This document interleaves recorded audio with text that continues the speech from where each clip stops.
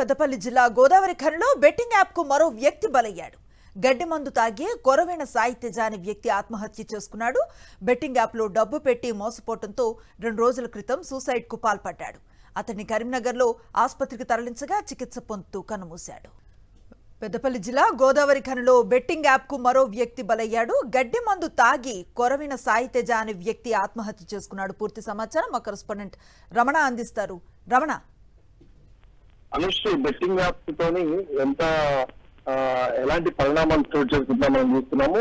20 మందిని ఒకవైపు అరెస్ట్ చేసిన తర్వాత మొత్తంగా ఇంకొక వైపు ఇట్లాంటి బెట్టింగ్ యాప్స్ లో డబ్బులు పెట్టి మరణిస్తున్న పరిస్థితులను కూడా మనం చూస్తున్నాం.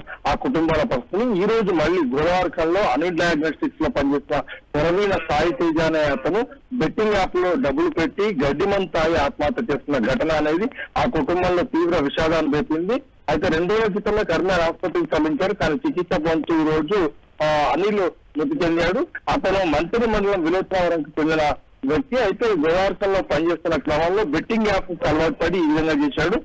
మొత్తంగా అతని మరణంతోనే ఆత్మహత్యతోని ఆ కుటుంబంలో విషాదం నెలకొంది. మరొక వైపు మనం చూస్తే కరెక్ట్ గా 10 రోజుల క్రితమే కరీంనగర్ జిల్లా తిమ్మాపూర్ మండలం మన్నెంపల్లి గ్రామంలో కూడా ఇట్లాగే ఒక ఆన్లైన్ గేమ్ ఆడి 4 లక్షల అప్పుతో మనస్తాపన గురై తిరికొండ నిఖిల్ కూడా బాయోదికి ఆత్మహత్య చేసిన పరిస్థితి మనం చూసాం. మొత్తంగా ఈ బెట్టింగ్ యాప్స్, ఈ గేమ్స్, ఈ ఆన్లైన్ గేమ్స్ తోని పూర్తిగా ఎలాంటి పరిణామాలు చోటు చేసుకుంటున్నాయో చెప్పడానికి ఇలాంటి ఆత్మహత్యలన్నీ కూడా ఇప్పుడు జిల్లాలో మనం ఒక ఉదాహరణ చెప్పుకోవచ్చు. దీనిపై ఖచ్చితంగా కూడా జుడిపించేందుకు పోలీస్ శాఖ కూడా సిద్ధమవుతుంది. ఇట్లాంటి వినియోగం పట్ల కానీ ఎవరన్నా దీన్ని ప్రమోట్ చేసినా కూడా ఖచ్చితంగా కఠినంగా చర్యలు తీసుకున్నామని చెప్పేసి పోలీస్ కమిషనర్ కూడా వెల్లడిస్తున్న పరిస్థితి. అనుష్కి రైట్, థ్యాంక్ యూ రమణ.